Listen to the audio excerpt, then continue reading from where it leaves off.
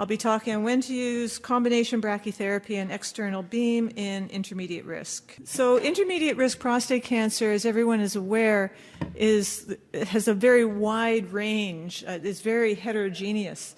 And just selecting when to use brachytherapy alone as monotherapy and when we should add external beam and when we should even add androgen deprivation is always an issue, and it's probably the hardest thing to teach our residents and fellows.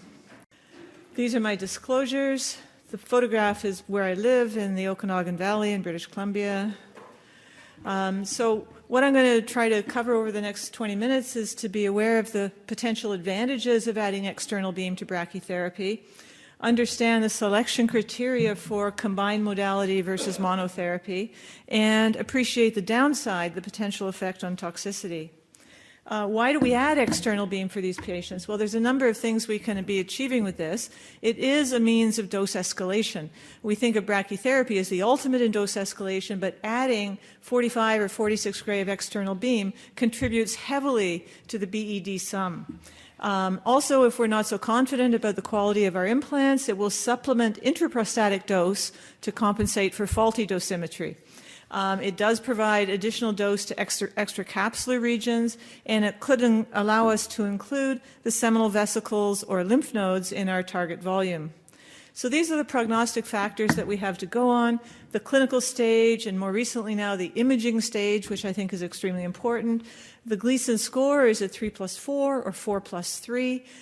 The volume of disease, which the most common way we measure that is just percent positive cores, but that is actually a very gross estimate because you could have 8 cores involved and all of them are a millimeter, and that's not the same as having 4 out of 10 cores that are heavily infiltrated with 10 or 12 millimeters in each core. But percent positive cores is still something we pay attention to.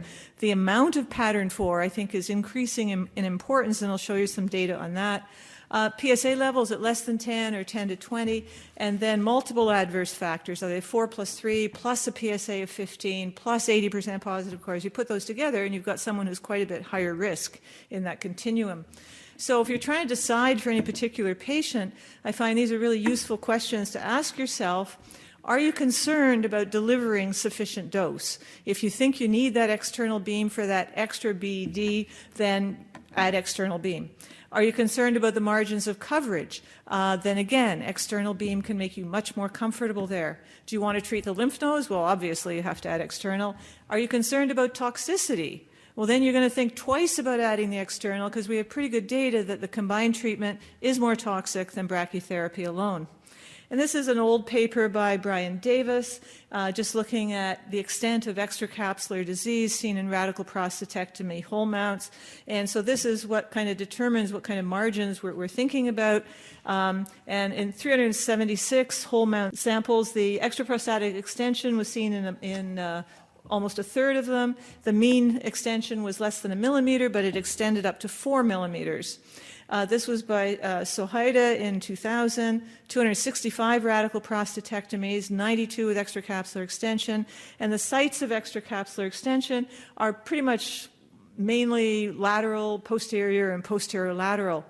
The 90th percentile, if you want to cover 90% of the extracapsular disease for favorable risk patients, is about 3 millimeters, but it extends up to 4 millimeters, 90th percentile when you have higher risk disease.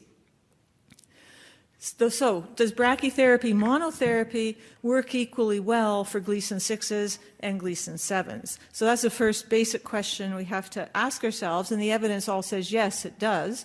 This is from the BC Cancer Agency experience, 2,000 patients, median follow-up of 5 years, half were intermediate risk, half were favorable risk, and you can see out at 12 years there's absolutely no difference in the biochemical disease-free rates between intermediate risk and favorable risk, and it's all running at over 90%. Another way of looking at this is what are the PSA values that are achieved for Gleason 6 and 7, and this is work that was presented last year at Astro and is in press, looking at long-term PSA stability. 2,700 patients, 60% of them were intermediate risk, had LDR brachy monotherapy between 1998 and 2010, minimum follow-up 3 years, median 7.5 for 2,300 patients, and we used a very strict definition of PSA stability. It had to be less than 0.2 with no rise greater than 0.1 over any 2-year period. And then for defining biochemical failure, we use the Phoenix definition. So what we found out was that 86% of these 2,300 patients had a completely stable PSA. Their median nadir had been 0.03, and the median PSA value at 8.5 years was 0.04. So, and there was absolutely no difference between Gleason 6s and 7s. 8% had a biochemical failure, and 6% were in kind of this limbo group with a slowly rising PSA. Their nadir was distinctly higher. It was 0.16 instead of 0.03 for the cured patients. And the median PSA at 5 years was still well below a failure level. It was 0.27, but they were slightly rising. And so we developed predictive models for eventual biochemical failure in this group, the 6% with the rising PSA, according to whether or not they'd had any ADT at the time of their brachytherapy. And with that, the anticipated cure rate with stability is 90% for the whole population.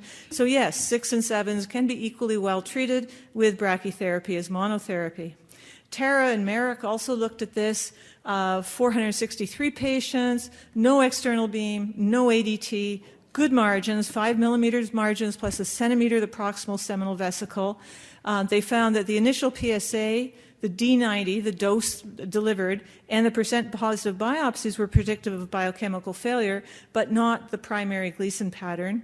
For intermediate risk, the 12-year biochemical failure free rate was 96%, and if they had a really good quality implant, 98%.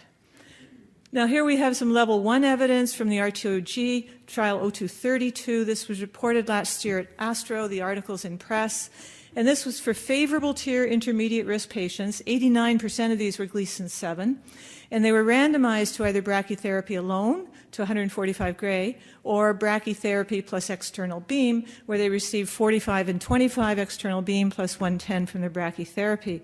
The RTOG margins that were specified were 5 millimeters at the base, apex, and anteriorly, only 2 to 3 millimeters laterally, because these were largely, they're favorable tier intermediate risk patients.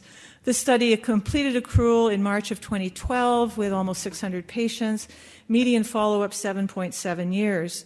Median age of the patients was 67, and the 5-year BNED rates were identical. It was 85% for brachytherapy alone, or same for external beam plus brachy. So it made absolutely no difference in the biochemical control rates. It did make a difference, though, in late toxicity. Toxicities greater than or equal to grade 3 were seen in about 12% for the combined treatment versus 7% for brachytherapy alone. And most of these were GU, where grade 3 GU was 7% for combined and 3% for brachytherapy alone. This shows the freedom from progression for the two arms, combined versus brachytherapy, and there's no difference. And this just details the toxicities a little bit more. You can see no difference in acute toxicities, but in late toxicity, greater than or equal to grade 2, it was 53% for the combined treatment, 37% for brachytherapy alone, and grade 3 and higher, 12% versus 7%. So for favorable intermediate risk, there's no benefit to the addition of external beam, and I think we got really good data on that now. So what about the rest of them? Well, who are the rest? When you do non-surgical management of higher risk prostate cancer, not necessarily high risk, but higher, so this includes unfavorable intermediate, this generally consists of a combination of external beam and androgen deprivation, and when brachytherapy is incorporated, it's an addition to the external beam. And the ASCEND-RT phase 3 trial showed half the rate of biochemical failure when dose optimization was achieved for these patients by incorporating brachytherapy. So as I mentioned at the beginning, upper tier intermediate risk is a very heterogeneous group. Predominant pattern 4, they can have two factors, Gleason 7 and PSA over 10, percent positive cores over 50%, and you can try and somehow quantitate the absolute amount of pattern 4, because I really believe more and more that that is the driving factor in how these patients do. So our tools here, we have things like the CAPRA prostate risk assessment score, which we're all familiar with, multiparametric MRI, which we've been talking about quite a lot this morning, and cell cycle progression scores, which we heard about yesterday. But I want to focus a little bit on this quantitative pattern 4. This was published last year by Soter in the European Urology, and they looked at over 12,000 radical prostatectomy specimens.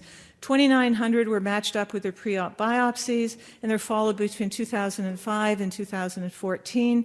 And what he demonstrated was a continuous increase in risk of PSA recurrence with increasing percentage of pattern of Gleason 4. And the Gleason pattern was the most important prognostic parameter for these men treated surgically.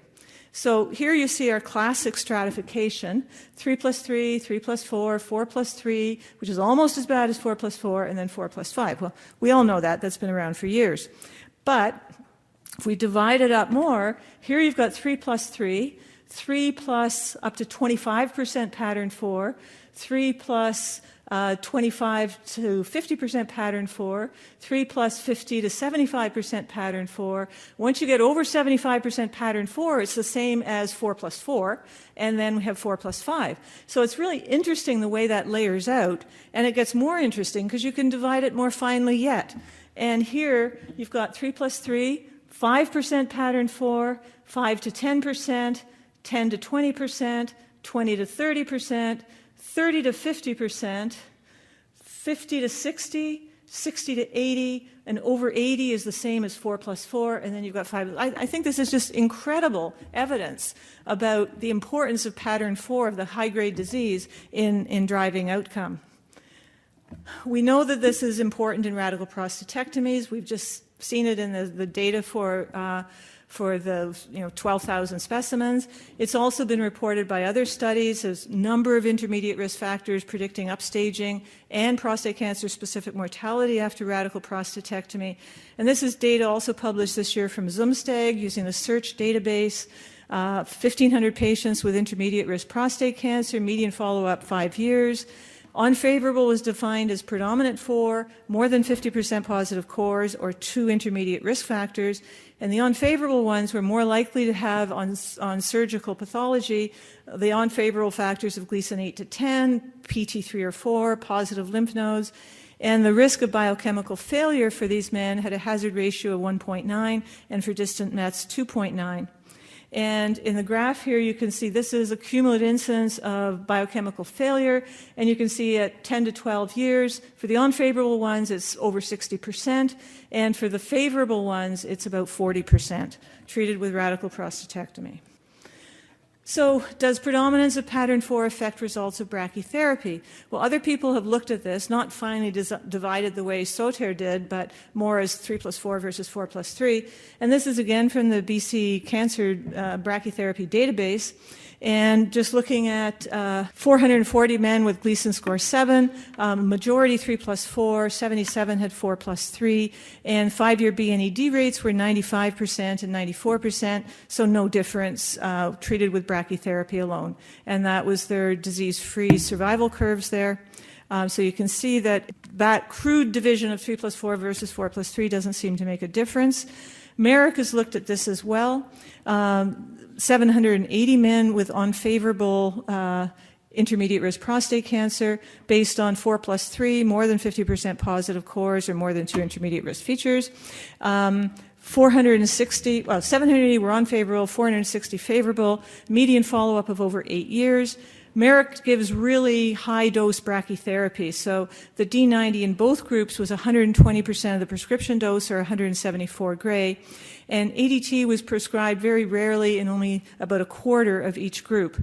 And what you can see here is that for the favorable ones, which are in blue, the majority didn't get any external beam, but occasionally it was used as a 20 gray dose or 44 to 50, whereas the unfavorable, the pattern was in the opposite direction, where the majority received 44 to 50 gray of pelvic radiation. And what he found was that the unfavorable intermediate risk patients had a higher biochemical failure, 7% versus 2%, and a higher prostate cancer-specific mortality, 0.6 versus 2.2. But the dose of external beam, whether it was 0 or 20 gray or 46 to 50, did not influence the outcome. So how are we going to incorporate multiparametric MRI in our decision-making to whether to add external beam for these patients? Well, there's been a lot of data on this recently. Martirana published in 2016 on 157 patients who had multiparametric MRI ultrasound fusion biopsies. 23 had subsequent radical prostatectomies. The PIRAD score and the lesion volume were independently associated with the tumor clinical significance pathologically, and the MRI lesion volume correlated very well with pathology with an R of 0.987. Lee also published on this last year in the World Journal of Urology, 1,000 patients with multiparametric MRI and radical prostatectomy. And he found, although sensitivities for seminal vesicle involvement and extracapsular extension are no more than about 50%, specificities are high at 95 and 80%, and Raskolnikov in 2015 found the same thing looking at extracapsular extension, sensitivity about 50% and specificity 74%. So if you see it, then you know it's probably real and you can deal with it and incorporate it in your treatment plan. So multiparametric MRI will pick it up about half the time, but if it calls it, it's probably right. And this is an example from his publication. Now this one, I don't think you would have needed a multiparametric MRI to show the extracapsular extension. I mean, he's got this great huge thing bulging off here, which you would detect on digital rectal. But the size and the shape and the volume of that lesion correlated very well with the whole mount pathology specimen. So how can we look at incorporate perhaps cell cycle progression testing here? We heard about this quite a bit yesterday. The CCP genetic testing is a panel of 46 genes, 31 CCP genes, 15 housekeeping genes. They only need 0.5 millimeter of tumor formalin fixed in order to do this test. And the graph here at the bottom shows results for 760 patients with almost 10 years of follow-up. And you can see death from prostate cancer up here increasing with cell cycle progression scores progressively. Oncotype DX is another type of genetic testing. It's funded just about everywhere for breast cancer. And these CCP genes really represent a fundamental aspect of tumor biology. Cullen showed that after radical prostatectomy, it would predict time to biochemical failure, time to distant metastases. It was associated with adverse pathology. After external beam, it predicts biochemical failure and prostate cancer-specific mortality. After TERP and watchful waiting, it'll predict the time to prostate cancer mortality, and it can change your management in about 50% of cases.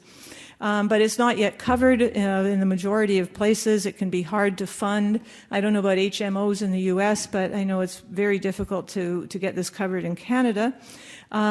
This study here is on 52 patients, just compared the biopsy-based CCP score to subsequent radical prostatectomy, and it found it very predictive of adverse pathology. The lower scores being PT2, and as the score rose, PT3 or N1 disease. So it is another thing that if it's available, you can take into consideration. So what are the issues then for brachytherapy in intermediate risk prostate cancer? The main things are margins and dose, as I mentioned at the beginning. So the higher the risk of extracapsular tumor, if you've seen it on multiparametric MRI, if you've got a high CCP score, and the greater the extent, the greater the chance of missing it if you have small or inadequate or non-uniform margins. So you really have to be able to ensure that you're going to get 4 to 5 millimeter margins circumferentially around the entire prostate, or especially in areas where you've seen possible extension on your MRI.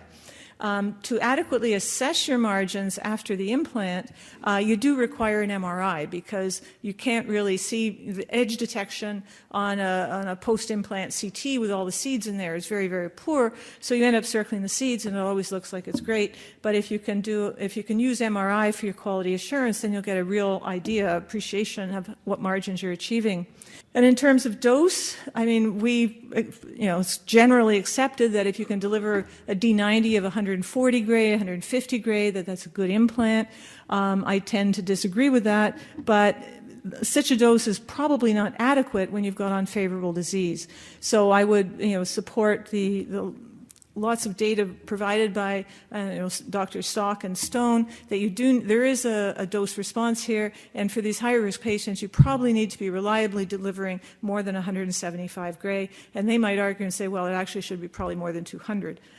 So I just have a couple of illustrative cases here just to show you going through the process. This first guy was a 76-year-old retired sawmill worker, farmer, baker. First ever PSA, I don't know why they did it, was 7.4. But on digital rectal, he did have a palpable left apical nodule. He was otherwise relatively healthy, had a bit of mitral valve prolapse and regurg. Urinary function was okay. His brother died of prostate cancer at the age of 79. So on ultrasound-directed biopsies, his volume was 32 cc's. He had 3 out of 8 cores positive. That's his nodule there. And from there, you had 9 millimeters and 10 millimeters of disease. It was 4+3. It was 60% pattern 4. As I mentioned, his PSA was 7. His staging is clear. So I was considering monotherapy for this, but I wanted to make sure there wasn't anything more that we would be missing.